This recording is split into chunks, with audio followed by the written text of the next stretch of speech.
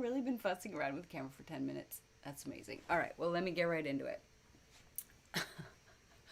So, getting right into it means that we are talking about 2004. We're talking about, well, 2003, 2004, talking about finishing Lollapalooza. And that was so sad when that was over. But there were amazing things to be excited about. Um,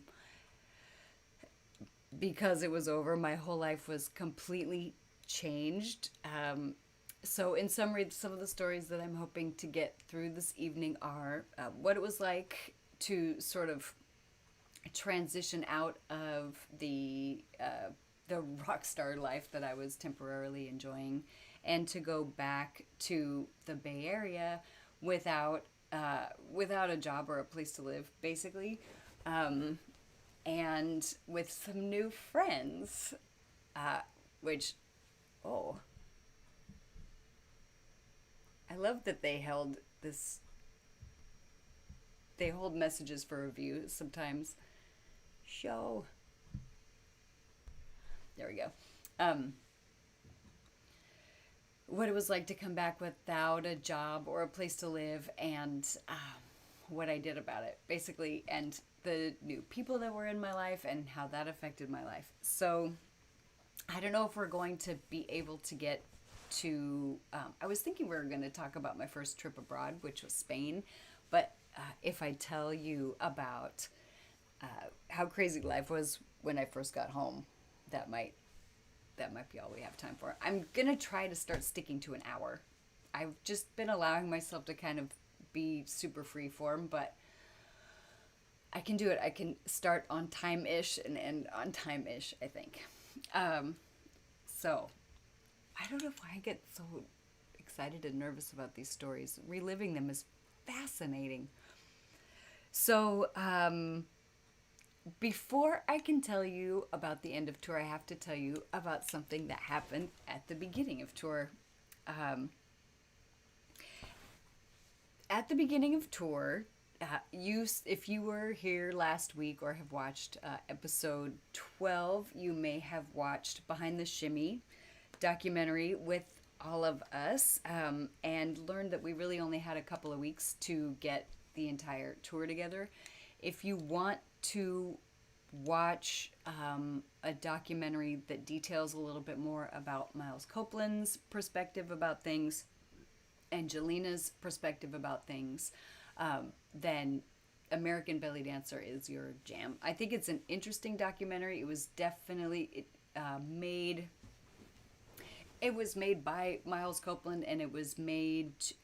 I'm kind of confused exactly why it was made. I would love to ask him about it, because it seems like it's a Miles promo, and I think that he chose that route because, as we all know as dancers, it's hard to get this dance form taken seriously in the US and sometimes Europe. Europe seems a lot more open to other cultures because it is so much closer to other cultures just geographically, and but in America, like, to get anyone to take belly dance seriously is super challenging. And I think Miles ran up against, even though he was Miles Copeland and he was known in the music industry, he was, and he I think he was used to approaching people and saying, hey, I've got this new act and let's book it. And it's not like it would automatically get booked, but I'm sure it was an easier sell than all of us. So I know that he was having a really hard time getting us bookings, and even getting us on that main stage. What was really interesting in American Belly Dancer is this sequence of Miles having to really push to get us that 10-minute slot on the main stage. And what I didn't know at the time, and I was pretty shitty about some stuff, that if I had known then what I know now, I might have been a little bit more respectful. What I didn't know is that basically he was taking a huge loss by putting us on that Lollapalooza tour, but he really believed that it would do well, and he believed that, I think he thought it was going to be explosive, and he was always talking about it being the new river dance. And he felt that Lollapalooza was basically, I think what he said was, this is the ad, and now we got to get people to buy the product and show up for the shows. And there was a moment or two that it did pretty well. But I was really, kind of shitty about the bus, about the airport shuttle bus that we were all living in. I mean, it certainly was not the most comfortable thing that I've ever traveled in, but I mean, we had one. We had a bus. We had a tour manager. Everything was booked. All I had to do was dance. And I was grateful for that, but I also felt like, this is the only job where I can perform every single night. So I'm going to take it, but there were definitely, big problems with the job too. Most of them were philosophical and value differences. So let's see. So before the tour, I hope you guys, can you hear me well? Do I sound really far away? My microphone is all the way over here. Maybe I should move a little closer.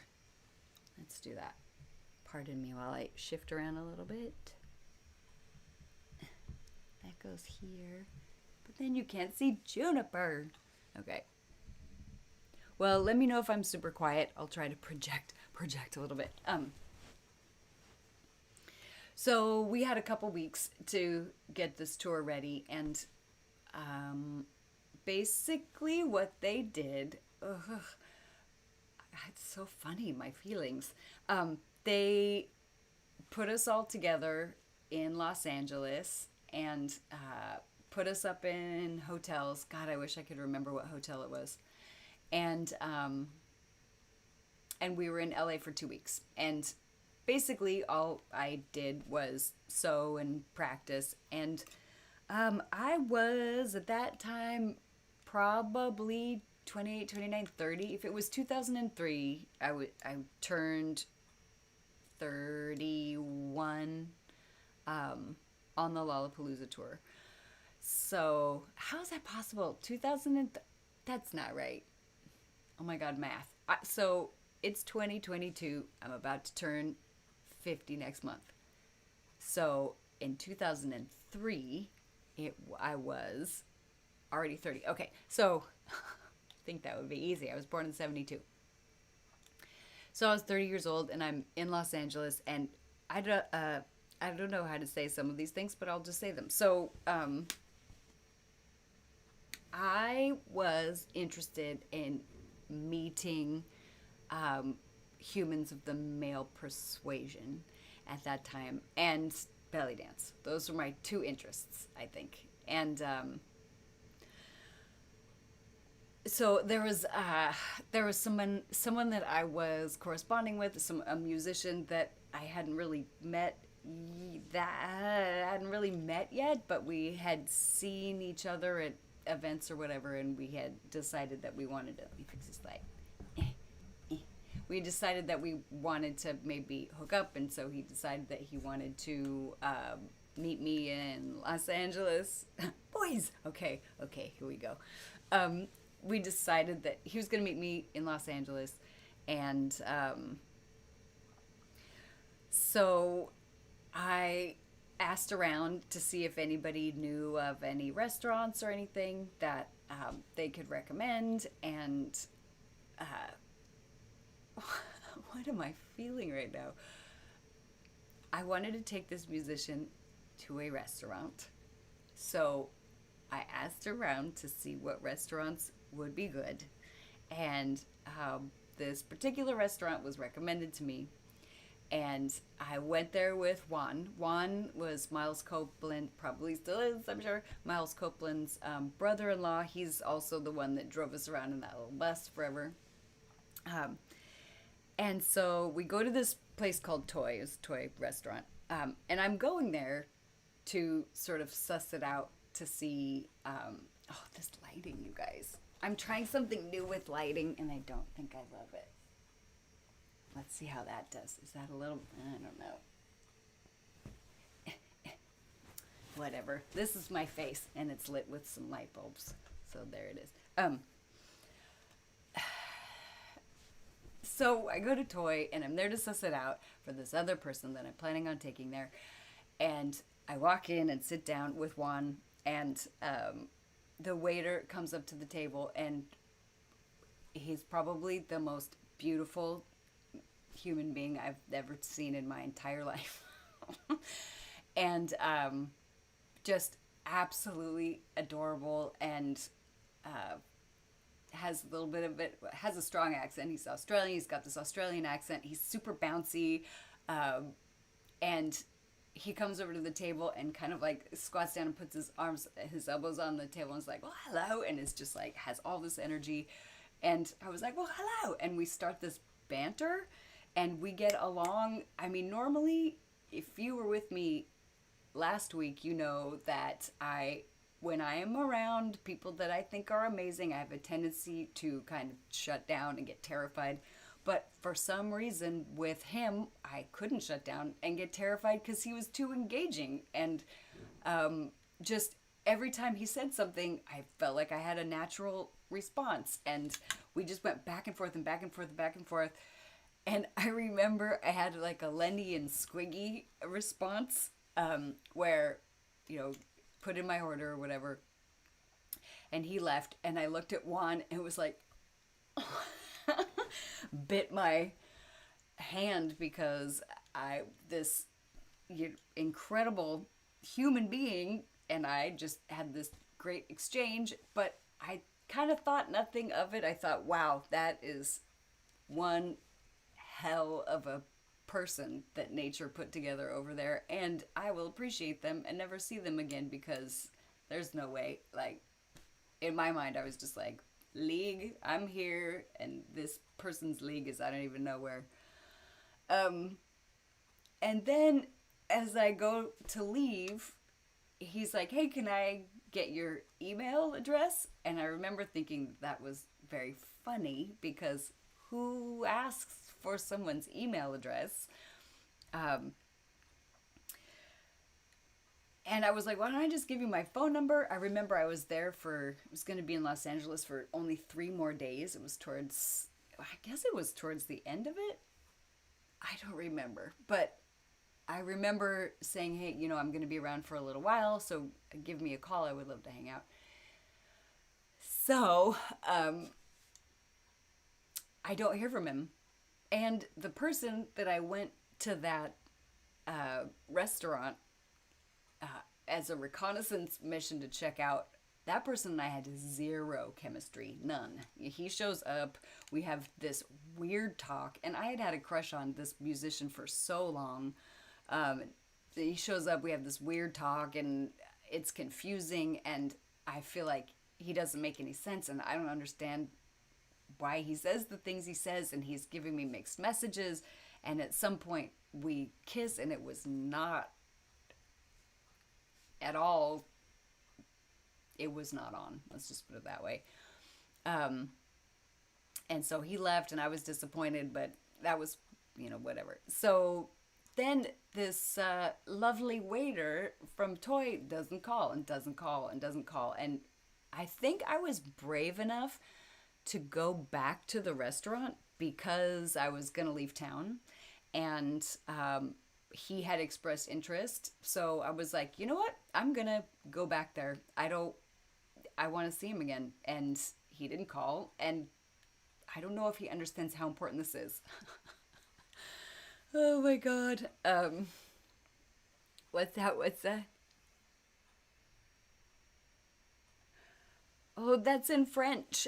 What does it mean? I'll have to look it up. So I go to the restaurant.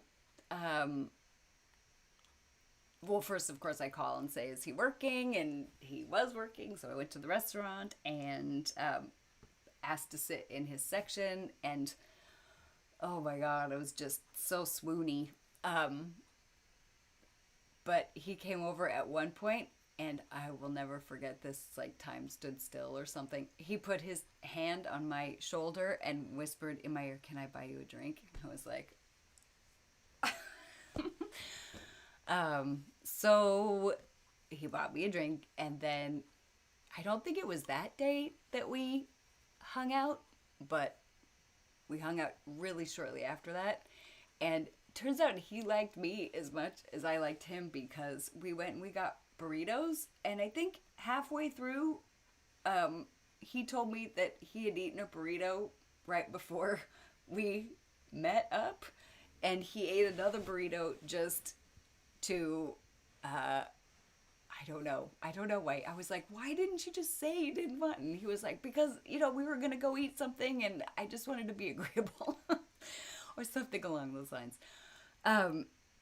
So we had a couple of days together, and I never really thought that it would last beyond tour. I mean, beyond rehearsal, because I was about to leave for Lollapalooza tour. I don't remember how this happened, but we stayed in touch. And then he ended up coming on tour for the last few days of the tour. And then after the tour was over, after Lollapalooza was over, I didn't really have anywhere to be or anything to do because I didn't have a job, and I just had my money from tour. Oh, that's love at first sight.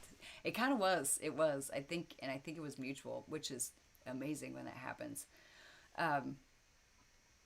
So we didn't really have, I didn't have anything to do, so I decided after tour was over, the bus ended in Los Angeles, and I think I just moved my flight back to the Bay Area, and one of the dancers, Colleen, in Belly Dance Superstars, needed somebody to house sit for her place.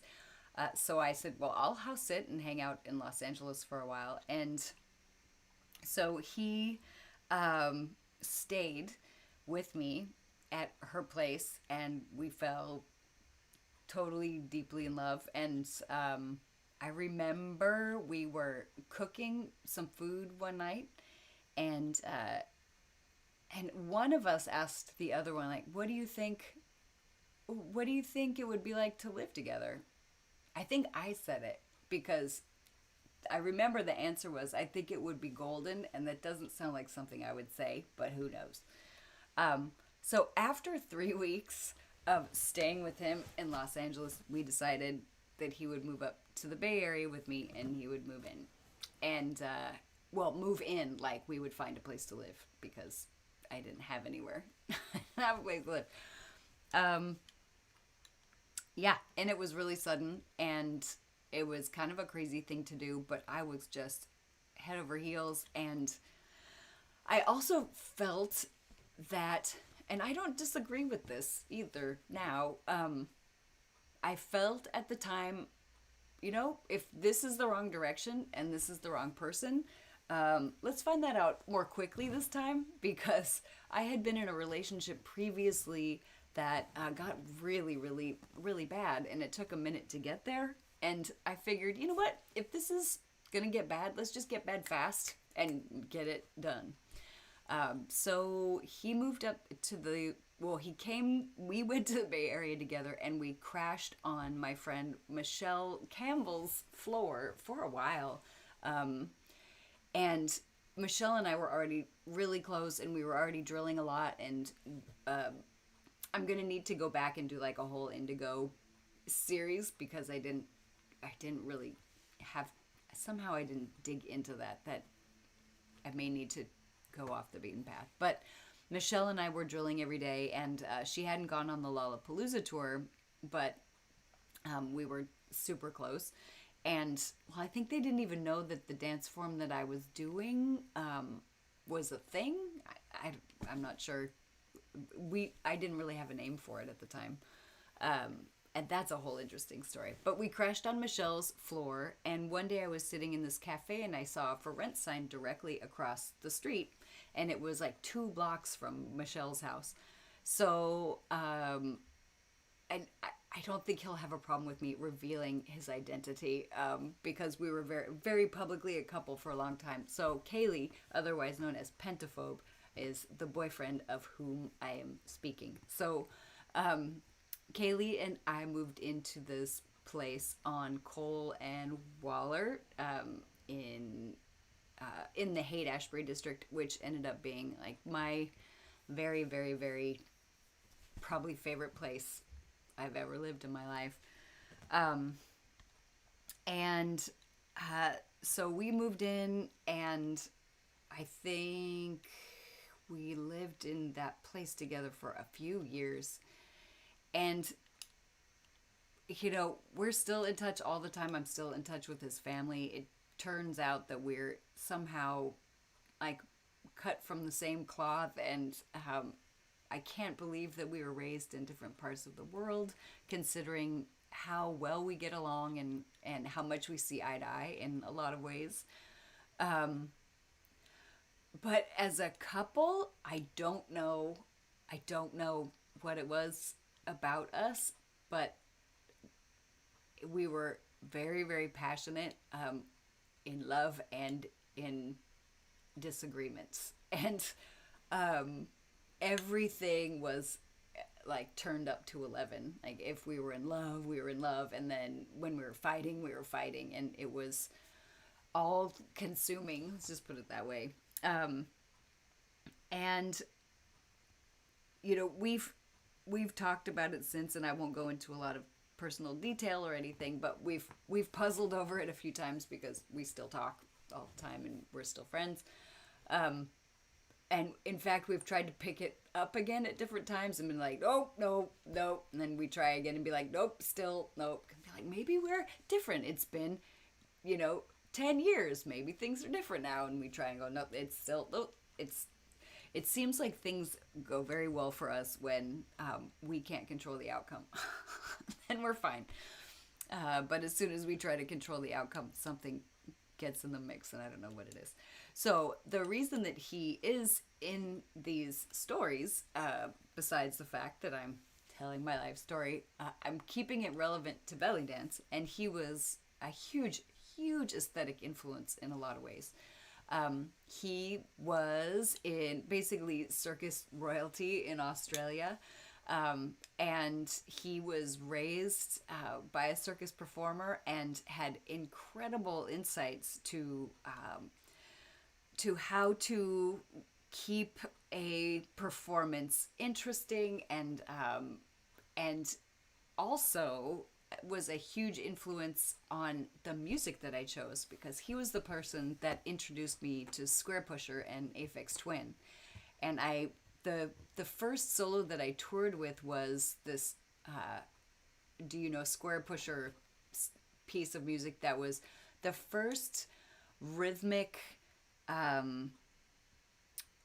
rhythmic electronic thing that I danced to publicly. I had never danced to anything rhythmic that wasn't Arabic and wasn't darbuka or dumbek. It was always a hand drum. It was never anything electronic. And I remember when he played Do You Know Square Pusher for me, and I flipped out. And I remember going in the dance space. We lived in this tiny apartment that had 2 rooms, and a kitchen, a little kitchen. One room basically had a bed in it, and the other room was the dance studio. And I think most people would have made that a living room, but he was totally fine with me. And I have to tell you about this apartment. Just a quick bump off from Square Pusher to this apartment. So this apartment was so weird. It was part of a larger apartment building, and it was on the corner and had its own doorway. So most apartment buildings, when you go, they have big doors, and you go in, and all the mailboxes are there. Well, this had that where the normal people live, but it also had this little side door, which was my apartment. And it turns out that that little place was the sort of grocery for either the neighborhood or for that building. So that's why it had its own separate entrance, because people would go in and buy stuff. So the floors were amazing, because it was like a late I don't know when it was built, probably early 1900s. It's beautiful flooring, and it hadn't been split into rooms, but they split it into two rooms. It was just a large space that was split. But what was really weird about it was that it had this trap door that led down to this basement, and it was this strange, dank, cement basement, dark little room, and it had and I loved it though. It had a built-in table in the center of the room, and I'm assuming that that's where the cold storage was for the grain and other food that they were selling at the grocery store. Uh, and I used it for my costume space, and I had a I had to have a dehumidifier running down there all the time because it was so moist, and it was just a very odd place.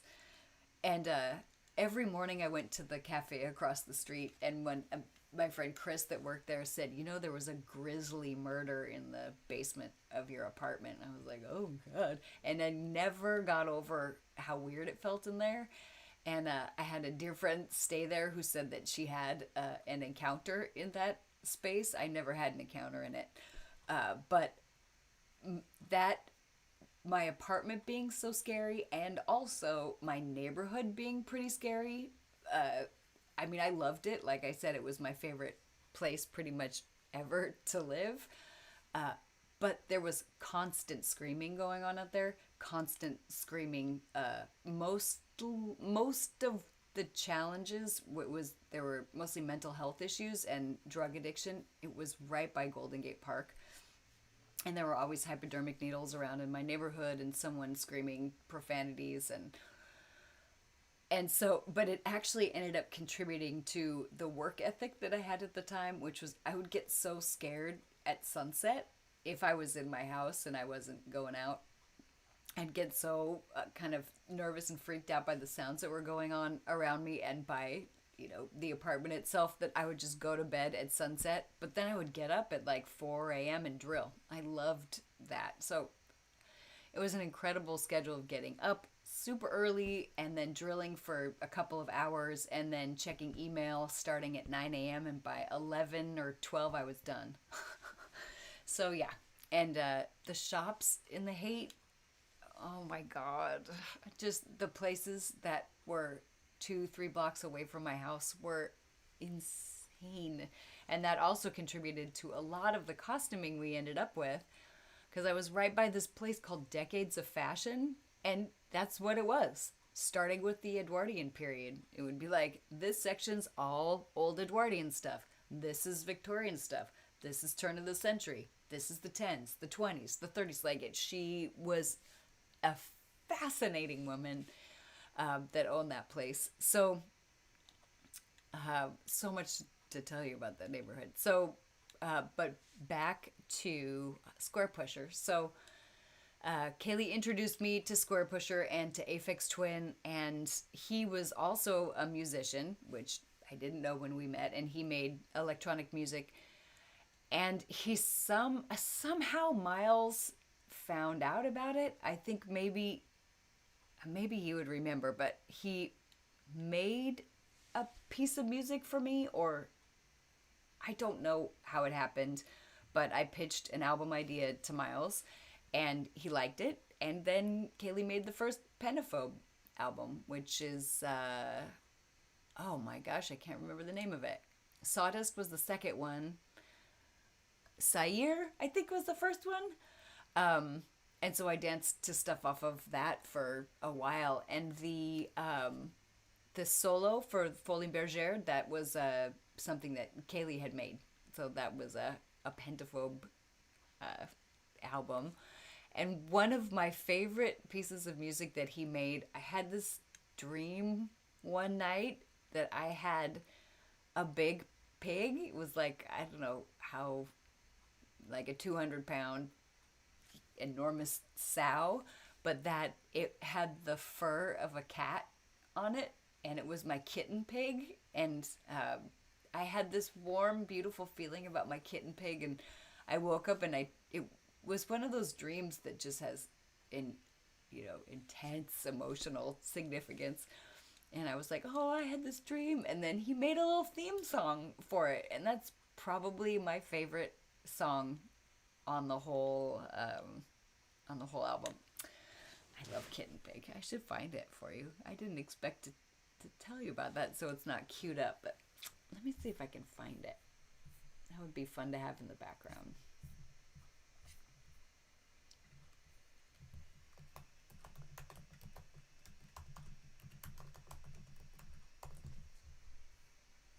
Everything is on YouTube.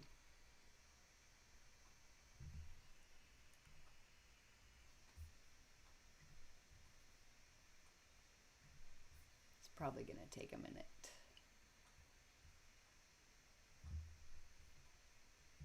Don't get stuck, don't get stuck. Where is it? Here we go.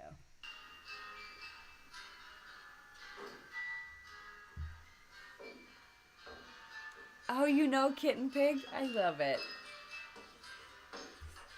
That's me coming down the stairs into the apartment.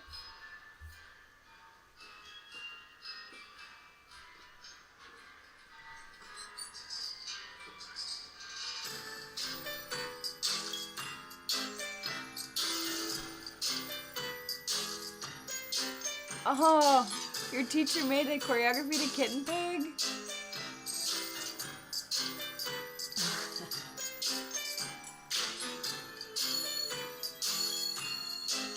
It's got the little...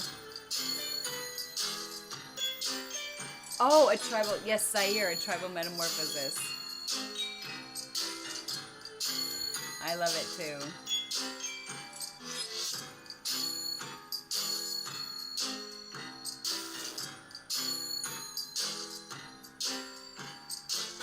You did, Jess. We're currently listening to Kitten Pig.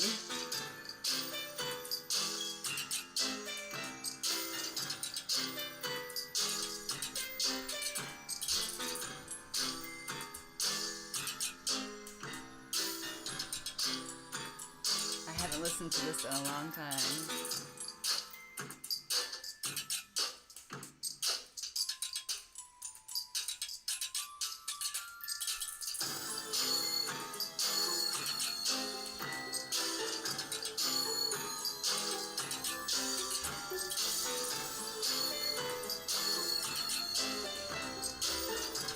Aw, so cute.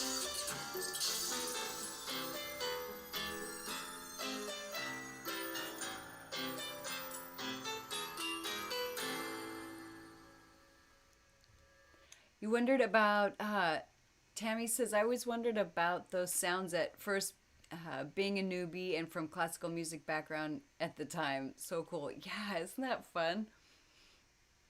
Oh, it's okay, Jess. We have time left. We still have time. It's good that you were early for the next one, for the next hour. Um, yeah, that's the story of Kitten Pig, what we used to call Kitten Pig. Let's see. What am I downloading? Oh, that's fascinating. Let's go back to this. So yeah, that's and that's me going down the stairs, and I can tell I'm wearing heels. So that was the period of time I think that. Oh, Kitten Pig is actually from Sawdust. Let me see. Is there a duet that I did? Yes, Marty and I did a duet to Kitten Pig, and I don't think it ever ended up in BDSS, but I'm not sure. Yeah, he made the, and there's also stories about the cover of Sawdust is was photographed on the bar at Amnesia, and Amnesia is where Sol Crawford worked, and Sol Crawford is the reason Datura exists. So that will be for another time, talking about that experience. But just know that there's this kind of crazy crossover, and it's all documented on the front of Sawdust. So there you go. Let's see, is there oh yeah, that We already got that. Did I miss any questions? Let's see. Do.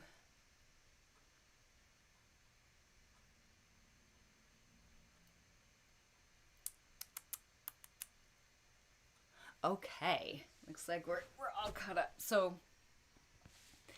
let's see. So, Kaylee's making albums, um, and Miles is promoting them. And I think, honestly, they were definitely ahead of their time. I think they're still really interesting. And he made all kinds of stuff just for himself that never got released. That was fascinating. Um, Kaylee loves to make things. He loves to invent things, and yeah, fascinating, wonderful person, family. So let's see. When Kaylee and I first moved into that apartment, we were so broke that we we had to make, this was his idea. Um, excuse me. We had to make a bed out of our clothes. We didn't have enough money for a bed. So, the first night we move in, it was like, I mean, I had nothing. I had given up everything to go on Lollapalooza tour, except for costumes, of course. And uh, it was just me and my computer, and, thank God. Oh, one awesome thing that happened with Lollapalooza too. Um, Thank God Miles got sponsorships. One was from Motorola, so I had a cell phone that was free, and they didn't turn them off when the tour was over, which I think they were supposed to do, but they didn't. So I had this cell phone that I could afford. It was a pink phone, because we're girls, so we had pink phones. And it was an old flip phone, because, it's 2003. And the other thing that was amazing, before we went on tour, Mac sponsored us. So we got to go down to Mac and pick out like whatever the fuck we wanted. It was amazing. So at least I had new stage makeup, because I knew nothing about stage makeup. And I was just dancing in a mirror, and I think I was using like regular daytime makeup for that. Jelena did so much coaching, so much coaching with me with makeup. I learned a lot. So yeah, I had makeup and costumes and some clothes, and Kaylee made a bed out of our clothes that we slept on. And once my dad heard about this, he was like, "Oh no, no daughter of mine is like using her, wardrobe as her bed." And he sent us an inflatable mattress, which we used for a while until we could afford a bed. And now I have way too much furniture. So, things do change. Oh my gosh. So does that mean that electronic music came into play for you through him, and how do you see the influence of this through BDSS? Oh, that's a great question.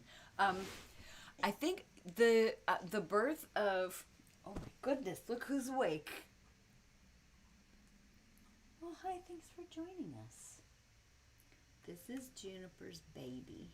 I don't know if you've met her baby before. How's your baby?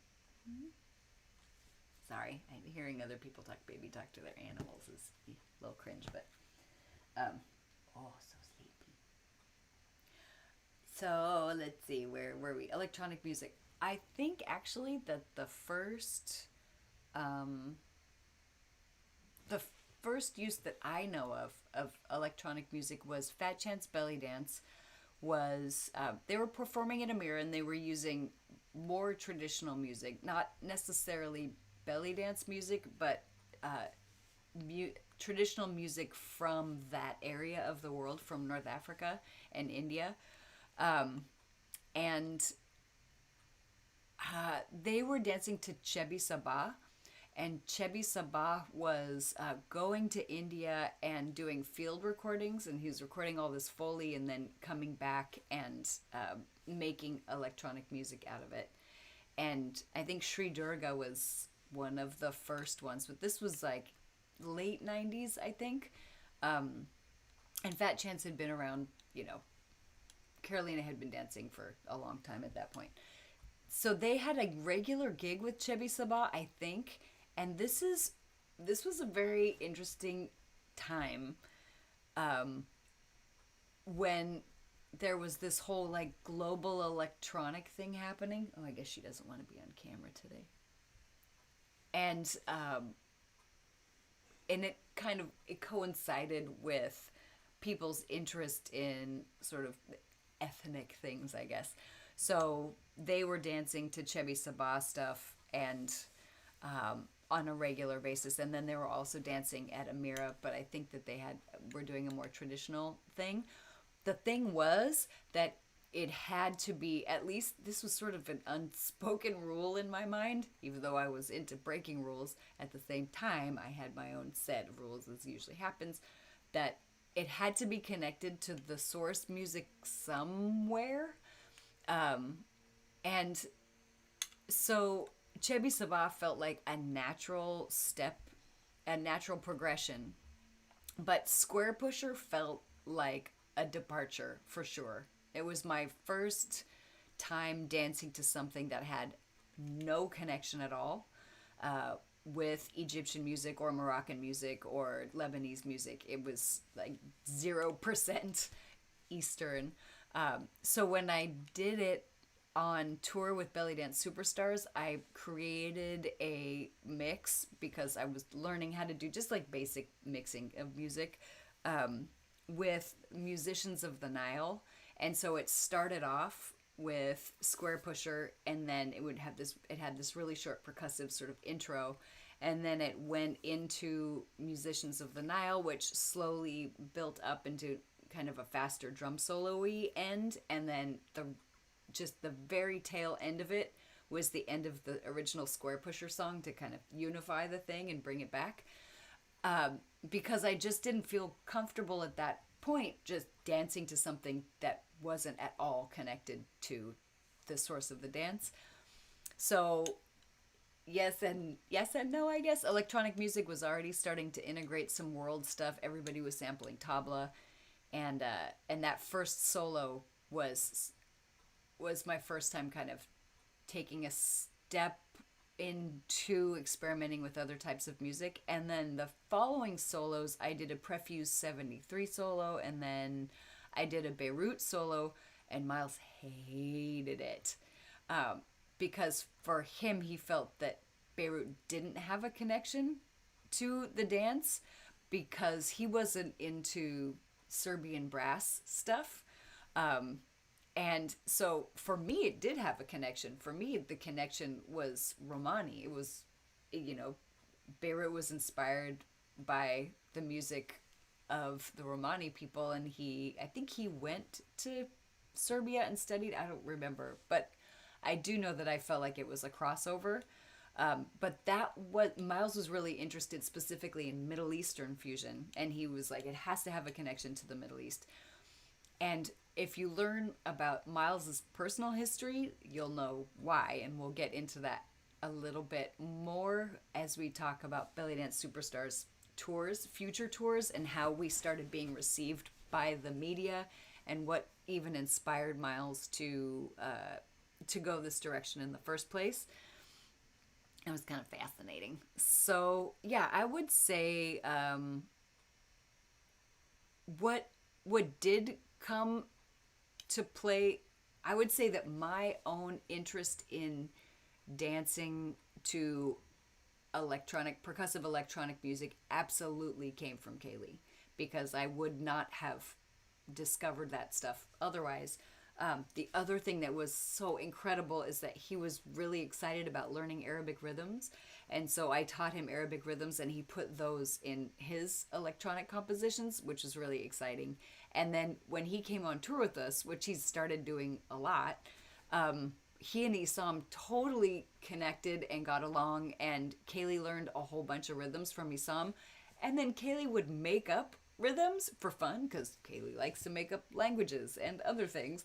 So he'd make up rhythms, and then Isam would get super delighted and excited by them, and then they would play with those together. So there was a really great exchange happening between Isam and Kaylee that came out in the music. So yeah, I think the Pentafo stuff is really interesting, and it's withstood the test of time. Actually, it's still fascinating and relevant. So yeah, it was. Oh, there she goes. There goes the wolf. Um, so yeah, let's see. What else happened when I came home? So came home, Kaylee and I got a place together, and Michelle and I started drilling every single day, which I think we weren't. Where I really remember starting to practice my ass off was actually when I moved into that place on Waller Street, and I had that little dance space, which I hadn't had a dedicated dance space before. And Michelle would come over every day at 10 a.m. because she lived just a couple of blocks away. And she was so hungry and just wanted, she's like, are we drilling? Can we drill? And this little like daily drill practice popped up, and different people would come by. Somehow the word got out that Michelle and I drilled every day at 10, and sometimes other people would stop by for a while, like for 1 or 2 weeks they would drill with us, and then they would stop doing that. But Michelle and I were just every single day. We would drill until we couldn't move, and that is how Michelle ended up coming on the subsequent tours after that. So is we were dancing together all the time, and yeah. So let's see. I think that probably sums up the transitional period. It was a pretty short period between Belly Dance Superstars, Lollapalooza tour, coming home after giving up everything and having nothing and having to start over. I really don't remember. I don't remember how I made a living after that. I think I was still teaching at Pixar here and there because, but I think it started to kind of, like any regular classes I had, you guys know if you're teaching this stuff that you have to get a class going, and it takes a long time to build a class and regular attendance. It needs to become a part of people's regular schedule in order, you'll get this burst of interest, and then all those looky-loos will kind of like taper off. But if you keep at it, then you'll slowly build a following of people that have integrated it into their regular schedule. And that had happened with Pixar, but when I was coming and going, I don't even remember if I went back. I think I did a little. Because I know we performed, I think I told you guys this before, we performed at the Bugs Life premiere. No, we performed at the Finding Nemo premiere. Let's see. It is crazy magical how things were building up with people and moments and situations. And I know. And I actually didn't think about how incredibly magical that was until I started doing this. And my main reason for doing this was, to kind of look at the way I felt about the choices that I made as far as cultural appropriation is concerned, and seeing how I feel about it now. And of course, it's always going to be changing as I learn more. But other things have really come out of this.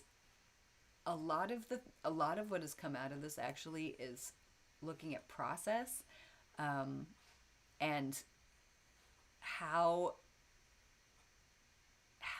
I feel that I was able to make something that felt really like 100% authentic. Like there was no,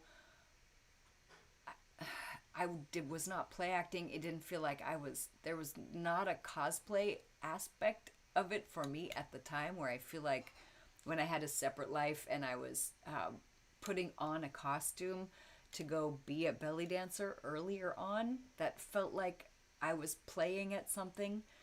But I really had, somehow I had made a decision in there that this was going to be my life, or I would die trying to make it my life, and that I would not take a job, that I would starve before I took a job that wasn't a dance job. And I mean, I really don't know what it was that made me make this decision.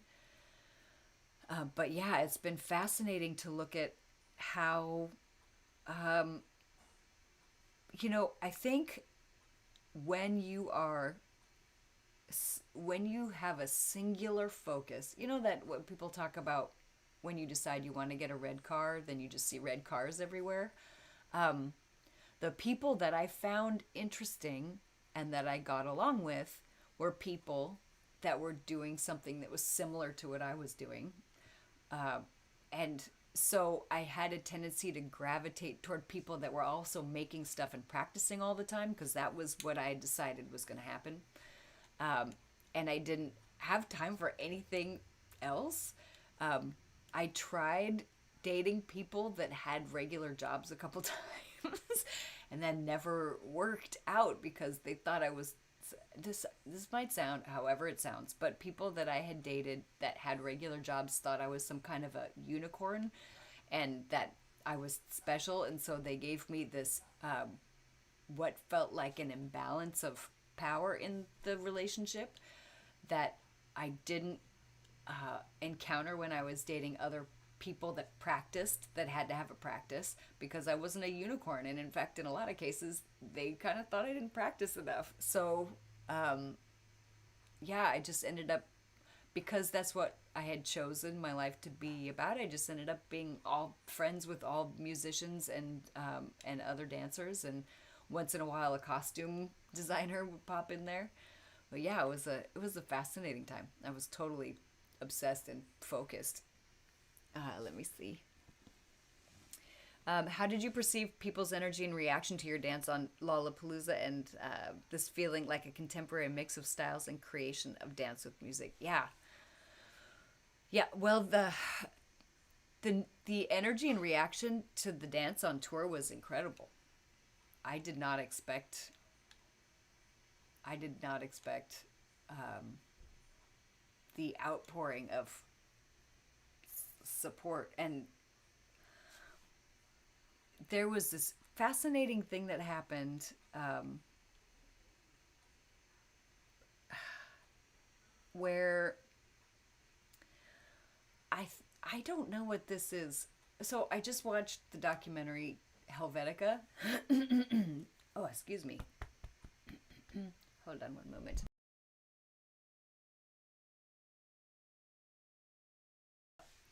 That's what I was saying. I just recently watched the documentary Helvetica, and I love type and fonts and printing, and so it might seem a little dorky to watch a documentary about a font, but I think it's fascinating. And what was really fascinating was about it was that it was just like music and dance in so many ways, where people felt that they had a hard time coming up with a name for it. And people felt that it represented certain principles, and there was a time that Helvetica came in fashion and out of fashion. And what was so awesome about this documentary was that they interviewed people with so many different points of view and opinions and feelings about that font, and I could see truth in all of them. And um, some people hate it, and some people absolutely love it and think it's the most beautiful, true, simple, one font to rule them all kind of a thing. And I was thinking about it afterwards and was like, that's just like dance. And I don't know why I felt so protected from some of the negative uh, viewpoints about what I was doing. I'll just be honest with you. I think for me, one thing that saved my ass was that none of it was personal and it was all about the work. And so there was no competition with anyone. I didn't have issues with other people. Well, I did.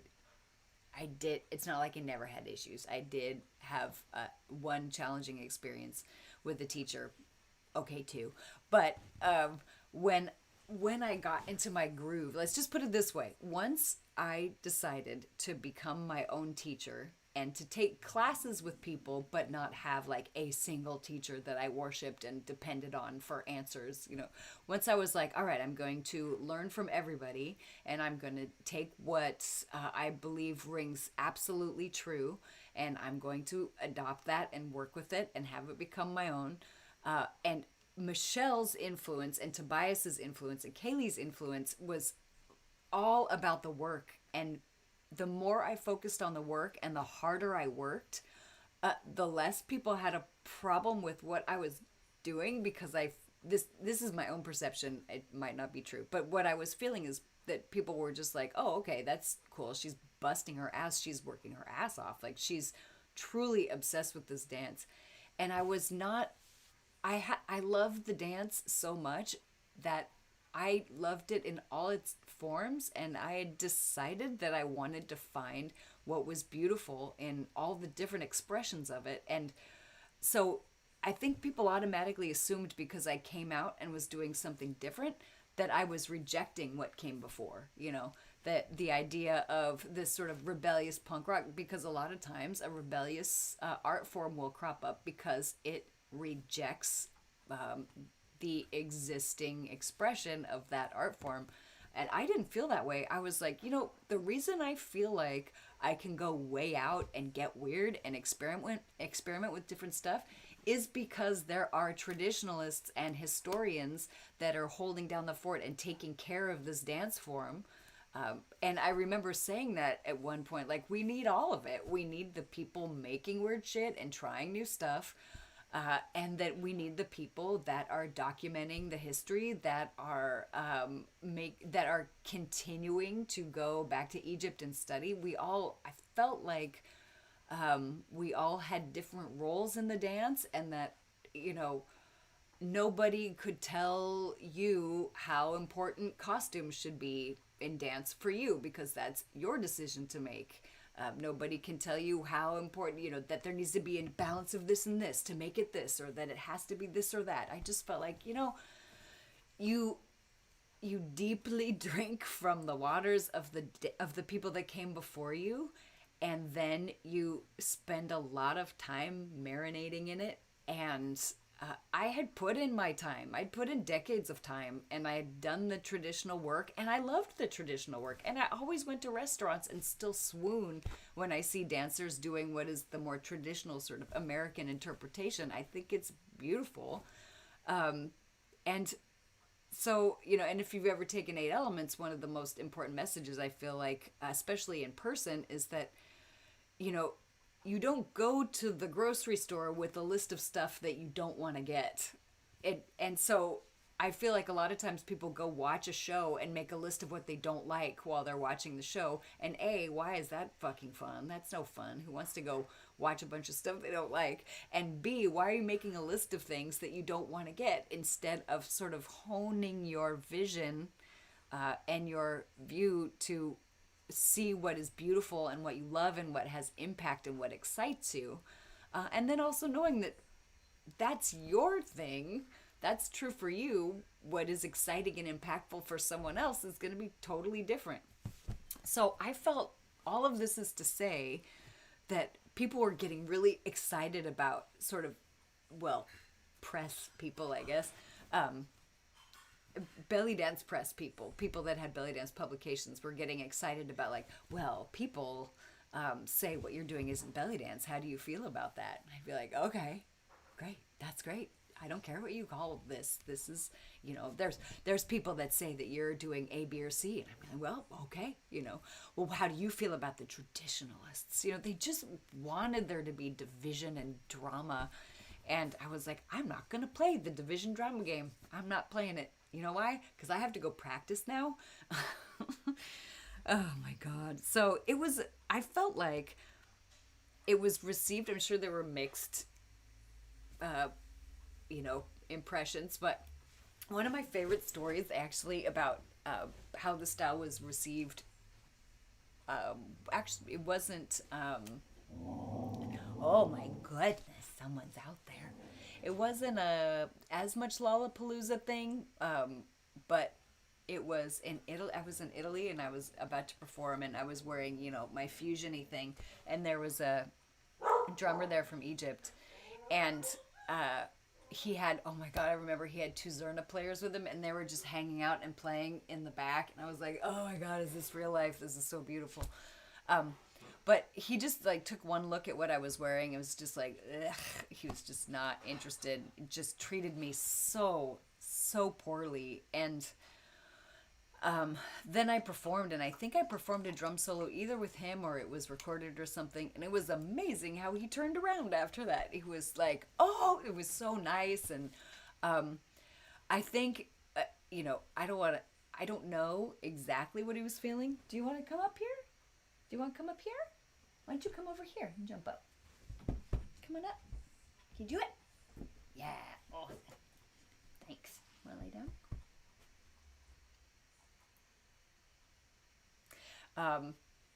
I don't want to assume that I know what he was thinking, but what I interpreted his actions to be were, he's looking at what I'm wearing and he's thinking, you don't know shit about this dance. You probably don't even know the music. You don't know the rhythms. You don't know the origins. You just kind of like are putting on your belly dance costume, and you're probably just gonna, I don't know, that's what I'm guessing, that he thought I wasn't actually committed and I wasn't really into it. And then when he saw that I understood improv and I understood the rhythms, and he was like, oh, okay, you actually are interested in this, you actually do respect this. So I also felt confident in knowing that I was a belly dancer. I was a real life belly dancer, and I was choosing to play with some other things at the time, but that didn't mean that I was rejecting anything. It just meant I was adding stuff. So I think that shone through, because I really didn't experience very much pushback. And when I would meet dancers from Egypt, I would always kind of get this kind of like, okay, who this is weird. And then after this show, they'd be like, okay, you're into it. You're legit. Not like a legit dancer, but you're legit into this, and you actually really love the dance and respect the dance. And it's about the dance, not about self glorification. That felt like a big important part of it. Okay. So that was a little bit of a caretakers and groundbreakers. Yes, both. Um, let's see. Oh, Steve is psyched that I'm into type. Has he seen Helvetica? It's pretty good. Let me see. What else, you guys? Would you consider going on tour again, either solo or with live musicians? Oh my God, yes, absolutely yes. I mean, I have whined and complained about not being able to tour for a bit of time.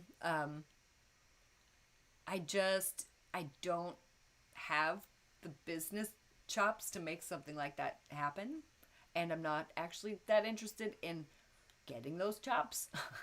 I'm in the process now of trying to reduce what it is that Datura does so that I can make work again, because and this is for a modern day talk about what I'm doing now, but let's just say I loved touring, especially when it was the Indigo and the Gallus Brothers and the Crow Quill Night Owls in the latest rendition of Serpent Rouge, and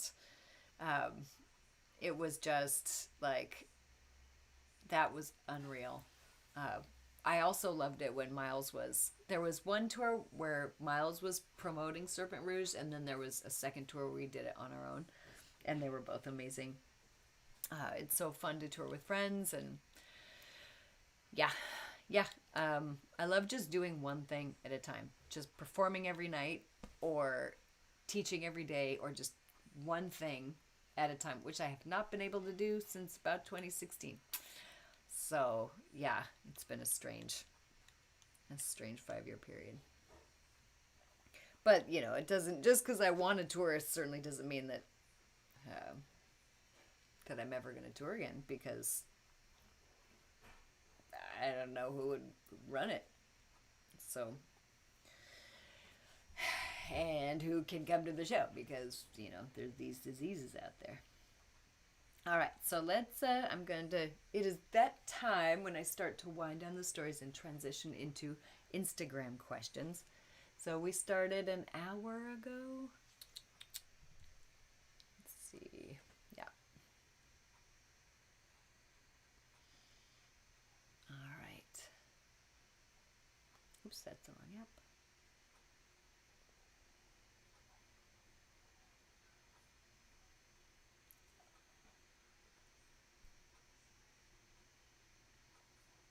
All right.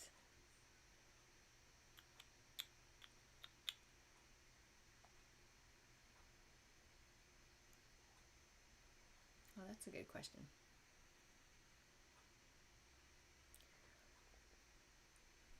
Oh, that's another. Ooh.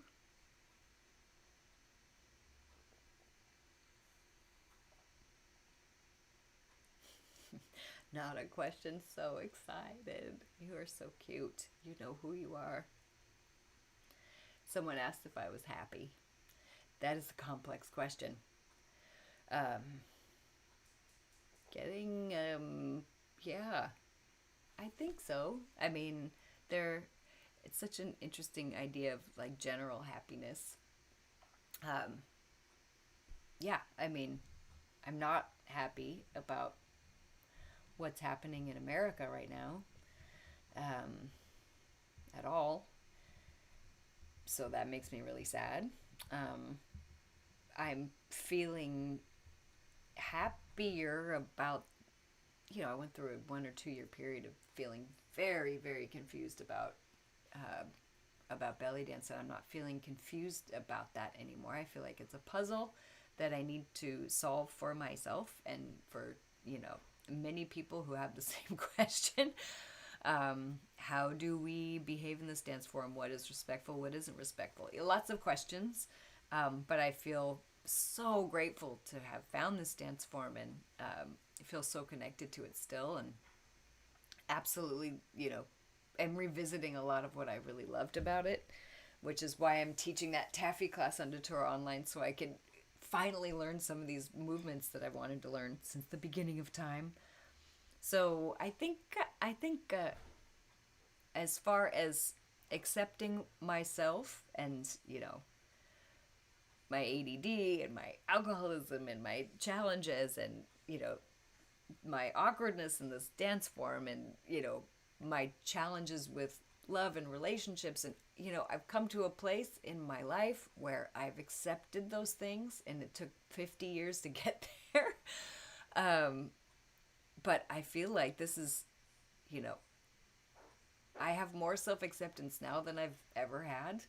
And a lot of that is I'm so grateful for this for the TikTok generation. To be honest with you, I love all of this body positivity and age positivity and the rejection of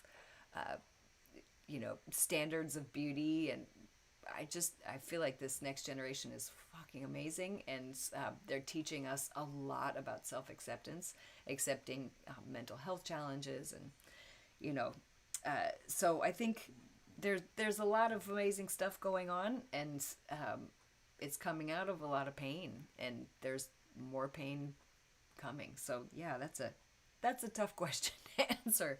As far as happy with myself, yes and no. Let's just put it that way. Oh my god, oh my god, oh my god. I love this bus question. Okay, so a few of these, let me see. Did you know before you left the tour that you'd be on Others with BDSS in the future? That's a good question. Honestly, I don't know. I mean, I knew I wanted to. Um, that first tour was really painful, and it was also really magical because I had met a bunch of weirdos that were just like me. And um, Keishi, Amar, Ansuya, uh, Sonia. So, like, what there was a group of us that Miles called the Rocks Pack, that were sort of the original members. Um, I just I loved meeting everyone so much, and those first tours were so harmonious that I definitely wanted to do it again. Um, I had a lot of philosophical challenges, and I didn't always agree with Miles. I was mortified by some of the things that he said, and also fascinated because he's not an easy person to pin into a box.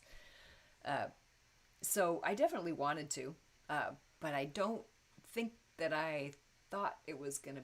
I don't know, but I thought. I remember in the second or third year when we were touring a lot, and it was Sharon and Michelle and myself. Um, that Sharon kept going, I keep waiting for this to be over. I keep waiting for people to lose interest and for it to be over, and it keeps going. And that was 20 years ago, and it's not going like it was. It was nuts. It was nuts for a second. Um, I remember when there was a time that, young belly dancers were running after the car screaming my name. That was nuts. And Barbara was in the car and she's like, I feel like I'm with the police. It was just nuts for a moment. But the fact that it's still going, and it is really all as a result of BDSS, because as I had said about touring, I really don't enjoy the business of business, and I like making stuff, and I need someone to sell the stuff that I make. So the fact that it did have such an explosive beginning has made what's happening now possible. Because a few of you are still hanging out or discovering once in a while somebody's discovering it for the first time, which is always fascinating and exciting when someone discovers it now. So yeah, I don't think so, Jess. I don't think so. Let's see. Oh my God, how are we? Let's. That's a big question.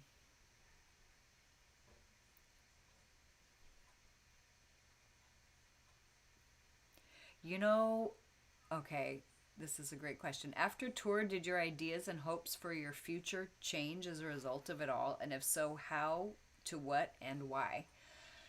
Um, so when I was going to school for dance, when I was in going to San Francisco State for dance ethnology, I remember that we needed to create, there was some project where we needed to create a show, and we needed to create all the marketing materials for that show, and like do a write up and all that. And the show that I came up with in my mind was the idea of showcasing all of the dances. It was like the Romani Trail, basically showcasing all the dances starting in Rajasthan, and then going all the way through and ending in Spain, sort of like the live version of Lachodrome. And I also, this is so interesting because this did change. I felt like I wanted belly dance to be seen in performing arts centers and in large theaters, and I wanted people to see the beauty of the dance, with lighting and amazing sound and all of that. But what was interesting was that when I got that, I didn't feel like it necessarily read, because it is an intimate dance form. So I actually got my wish, which was we ended up in these big performing arts centers and some of these huge theaters in Europe. And then I ended up wanting to dance in smaller places. And actually, Marty and I later with the Indigo really wanted them to be in little bars. Now I feel like there's there's kind of a happy medium in there, where I'm trying to think of a venue, the perfect venue. Amnesia was kind of the perfect venue, size wise. I love the idea of a stage. I love the idea of lighting. I love the idea of a direct entry onto the stage with wings and backstage.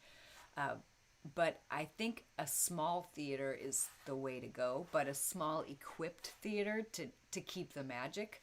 That's how I feel like this dance is best seen. I also feel like it needs to be a variety show, because I feel like belly dance really has the most impact when it is between 5 and 20 minutes.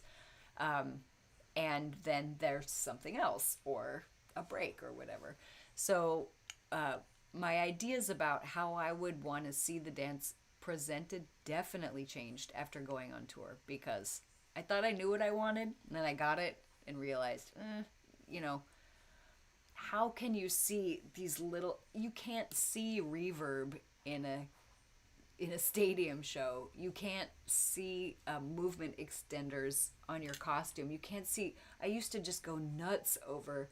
Zoe had this belt that had like really short chain with coins at the end of the chain that was at the top of her belt, not the bottom of it, but the top. So it would kind of glide over the fabric.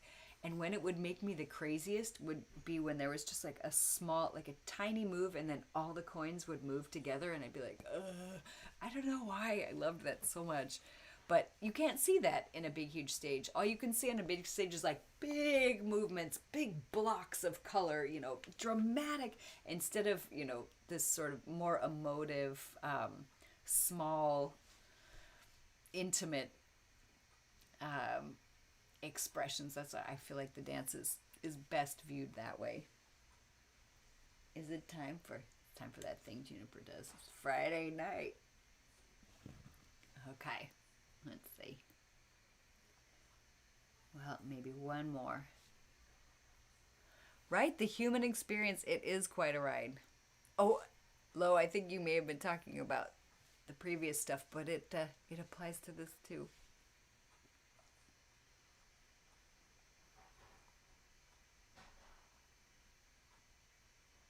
Ooh. After tour, were there any previously stressful things that ceased to phase you? No. Everything makes me anxious. It still makes me anxious. But no, no, really. Were there any previously stressful things that ceased to phase me? I don't know if it was because of tour. Um,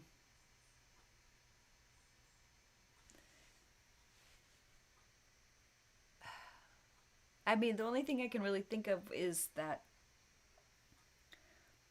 that it didn't phase me if someone had a negative opinion about fusion dance or my expression of it, or that didn't bother me. But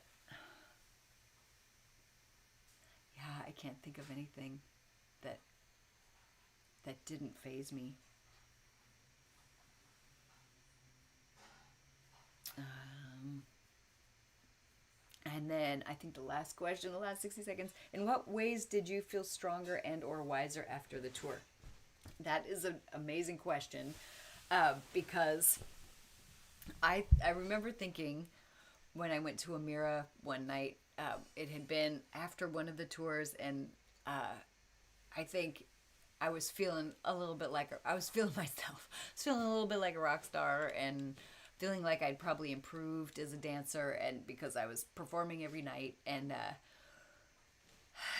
um, I remember it was a Tuesday night, my regular night, and I remember thinking, um, I wonder if the people here at Amira are going to respond differently than the way people responded before I went on tour.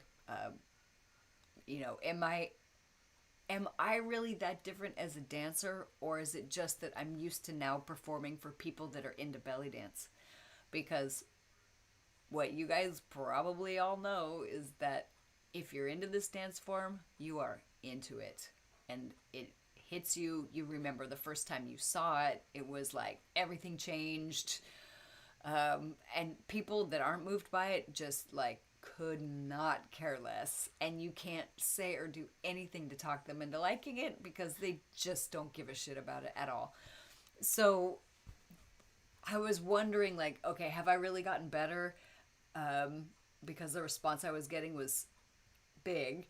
So that I go to Amira, and there's like two tables there, and I go up on stage, And it's exactly the same as it was before I ever toured. They're like looking up once in a while, they're eating their hummus, they're drinking their wine, talking to each other. Oh, there's a belly dancer over there. It was like I was not a exciting thing. I was not, you know, this all of a sudden this mesmerizing electric performer that I was really curious about that. So, yeah, I can't think of anything that if if anything, I became more attached to my process, I think, and more attached to having the time I needed to get ready. I don't remember being less phased by anything. Oh, yes, there is one thing. I became less phased by costume changes because before Jelena, there was the before Jelena and after Jelena costume change experiences where we'll talk a little bit more about that when we talk about tours and digging into tour in the larger venues and the expectations. Some of you already know about the way that I feel about safety pins, but if you haven't been in some of the old phase twos, you might not know. Like, safety pins were not allowed ever because safety pins, to do a safety pin, you have to look at what you're doing, put it together, pin it, and hope it doesn't come apart. And there were quick changes, like quick changes. That was one thing. The other thing was, um, oh my God, this was amazing. So, if you were in the what was called at the time tribal camp, um, we wore dark colors, and if you were a fusion dancer, you wore black. Like basically, you wore black with some accents, but black bra, black pants, and then some accents. Um, and then in the second tour, maybe it was the first, Jelena was like, okay, the finale is going to be white and gold. And I was like, what? She's like, yeah. So I love how Jelena would put things. She wouldn't get mad. She would just be like, and that's how it is. And I'd be like, but I can't do white and gold. And she was like, well, you need to because the finale's white and gold and that's what you're going to be wearing. I was like, okay. And I remember trying to figure out how I was going to do it and thinking, I wear black and silver and now I'm supposed to do white and gold. Well, I met her most of the way there. We did cream and brass. So, we kind of got most of the way there. But I loved that costume. And I remember going to Tribal Fest, I think it was Tribal Fest 2004, maybe, wearing all white. And it was like, I remember the response was like, what the hell? It was very, very, very different look. So it took a lot to kind of push me into trying something different. And also the idea of having more than one costume because in the old ATS days, like you had a costume. You had a costume. And for me, it took everything that I had to collect pieces for it. And it wasn't like you buy a costume and wear all the pieces. It was like you slowly collect and you develop and evolve this thing that is authentically your own expression. It takes forever, and that's your costume. So the idea of having costume changes was a huge shift for me. So, your first costume was white and gold? When was that? Was that Tribal Fest 5 or 6? Yes, I think it was Tribal Fest 5. Let me do a quick look. Where is my browser?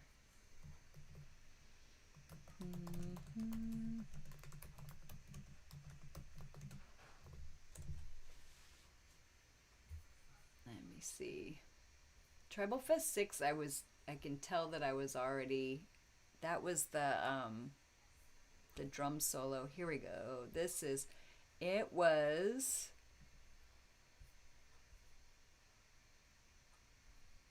there's just a minute of it on YouTube, and it's loading and it's loading.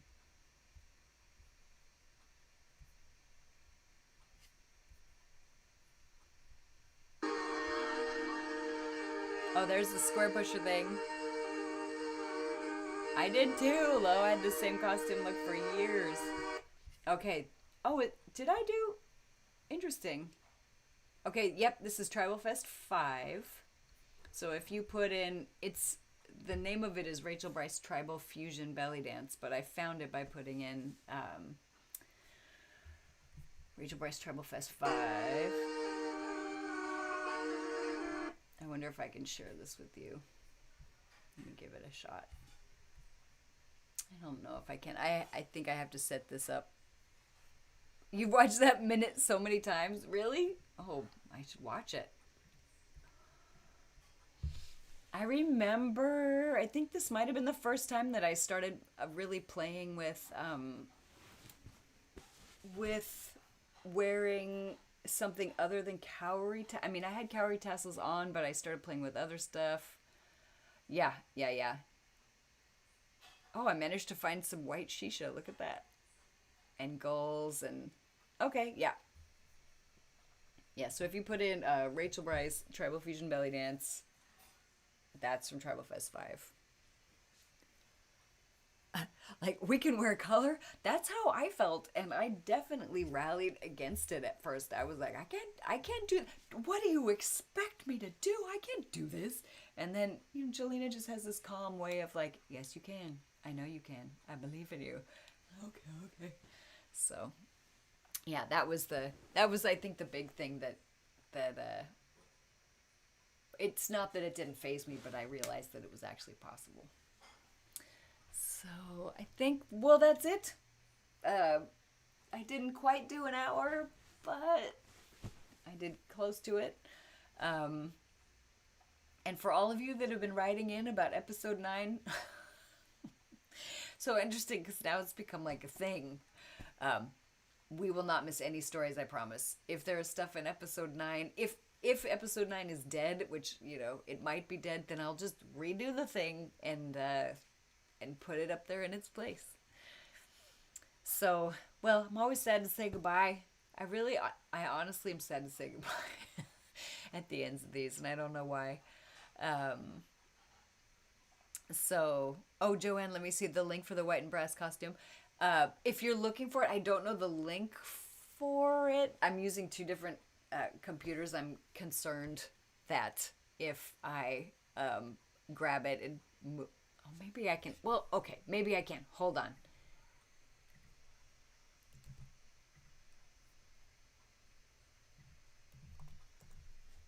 There it is. There it is. I forgot that I have it open in two places. Okay. So there's the link. Um, yeah, I don't know why I get sad to say goodbye. Oh, well, Jess, you did miss the first chunk, but it'll be up as soon as I shut this stream down. You can scroll it back. So, all right, you guys. Well, until next time, thank you so much for posting questions. I will always post a story the day before, 24 hours before these live streams, so that you have an opportunity to ask some questions in there. And of course, you can always ask questions in here. I don't know if you guys know that I'm live streaming on Thursdays at 6 p.m. Pacific for 2 more weeks.